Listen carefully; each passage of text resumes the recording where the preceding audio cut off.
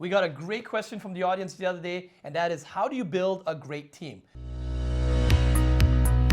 Now, in Josh's book here, Josh Spurrell, Canada's top-rated CPA, most sought-after CFO, and also Canada's top-rated business coach, business consultant, he wrote a book called The 100 Myths of Entrepreneurship versus the Chainsaw. Now, if you haven't already got a copy of the book, we'll put it in the description below. Do grab it from Amazon and give us a 5-star review if you like reading it. Myth number 87. This is the one I'm reading here, right? Which talks about you can hire outsiders to fill key positions. And I'm going to start off with a quote here.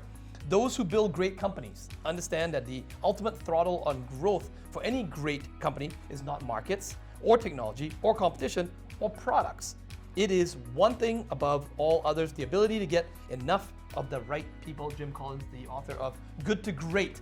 Josh, can you tell us a bit, give us a synopsis about what you wrote in this chapter and why it's so important for business owners, entrepreneurs to read this chapter? Well, sometimes, like many things in business, people try to make these decisions based on feelings. Right.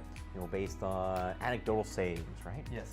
There's actually very good evidence on building a team, right? Yes. Jim Collins probably has one of the best statistical, stats on this subject, right? Yes. Where they study, the CEOs of top performing companies, that outperform the market over a long period of time.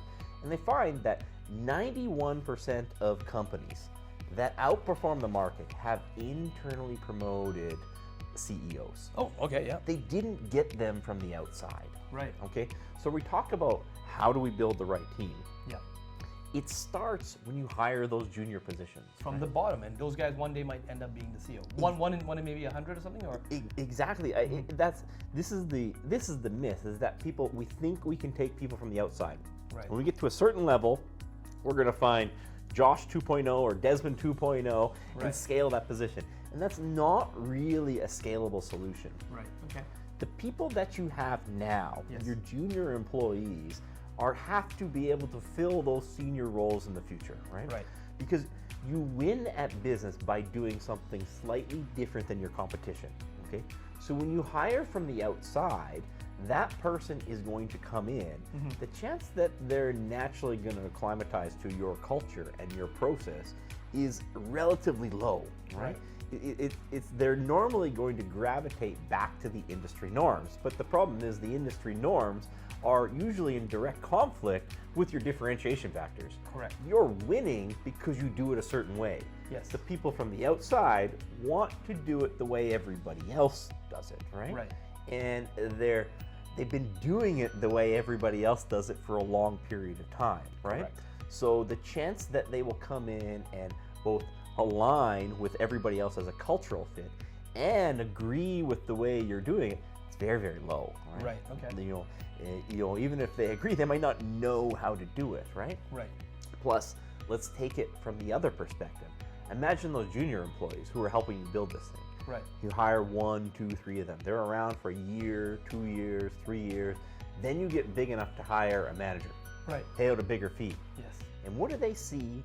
They see someone from the outside come in and jump over top of them. Right. And so what does that tell them? Demoralizes them, yeah. It completely demoralizes them. They start to think, why did I work this hard to begin with, right? Right, yeah. So now you've got this manager in here Yep. who likely is not a good culture. They're not acclimatized to the culture. Yep. That takes time, right? They likely want to do things the way everyone else is doing it, not you're doing it. Right. Simultaneously, the buy-in level of your junior employees plummets all of a sudden. Yes. You have this perfect storm, right, that gets created, right? Right. Now, we also know from past videos that the average employee only stays 2.3 years. Correct. You can check that video up here. The managers that jump from industry to industry, they tend to have that mercenary personality, right? Yep. They are the ones that jump from And they're just looking for a better package wherever they go, right? That's right. And so now you have this revolving door of supervisors, commingled with the demoralized junior staff. Like it goes crazy in a hurry. It can really reduce productivity in a hurry. People think it's like, this is great, I'm going to hire a manager, and all of a sudden they add this big salary, and they're surprised when productivity goes down. Yep. They've added another person, more than they've ever paid anyone else, yep. and productivity goes down, right? So you build a great team from day one. Right. You build it from the junior people, right? So you got to look around at the people on your team. You got to look around at these junior people. You got to have an honest discussion here. It's like, you hired this new, person. Yes. And you have to realize, what is their ceiling? Some people are effective today. Yes. But you know their ceiling is here. Right. They're never going to be better than a B. Right. We win generally with employees A, B, and C's, right? Yes. Your goal should be get C's off your team. Yep. But B's help you win. Yeah, they do. They're very loyal. They may not have the super high skill, but they might be more just consistent. And that's right. And they're not going to leave you as fast as some of the other ones. But some B's have the potential to develop into A's, and some don't, right? So you need enough people on your team with the potential to develop B's into there A's. so you can start. That's right. So not just enough of them, but the ones that have a high enough ceiling. Yeah. Right? They're sort of like an A in the rough kind of thing that you just need to mold and shape them a bit. That's right. So sometimes you need to clear out perfectly serviceable B players. Right. Take a step backwards to hire on someone less experienced that maybe has a higher ceiling. Correct. This is hard to do, right? Because as soon as you hire the next person on, they're not going to be as good as the last person. Right. You got to train them. You got to reinvest time into them again. That's right. But if you have, a group of team members and none of them have the potential to be a manager, you have a problem. Right. You have a problem now. You're not going to fix it with an outside hire statistically. Right. Okay. So, Josh, what are the action items you would give? By the way, if you've been watching our video series, you know that in every video, Josh is always going to give you an action step that you can take. Now, the key here is to actually implement that. And some of you have already been doing that, and we can see it in the comments. So if you do implement any of these steps, whether this video or any of the other videos, do write us a comment in one of the videos. Let us know. We do read every single comment and reply to you, especially if you're asking for more clarity. And of course, if you implement something, do let us know so we can give you a shout out in the next video. So Josh, what's the action step in this video? For today, when you're saying you can hire outsiders to fill key positions, what is something that a business owner who's watching this right now can do immediately? Step one, what you're gonna have to do is change your calendar, right? Okay. Change your calendar so you have time for team huddles, 15-minute team huddles. Yep. That you have time for deeper dive, 1-hour training sessions to level up people in various areas. Yep. And step three, have time for one-on-ones. In those one-on-one times, you're not just discussing problem areas. Yep. You're painting a vision for people who have the potential to develop into A players.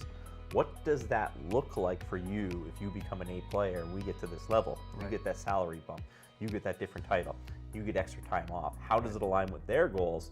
They're going to be more bought into the structure. Correct. Okay. So you need those 3 pillars in your calendar. Right. And then number 2, you have to always be looking for people. Right. Good people don't just become available when you have a need. Right. Good people, that good person might have been made available in March and you start having a need to hire someone in April.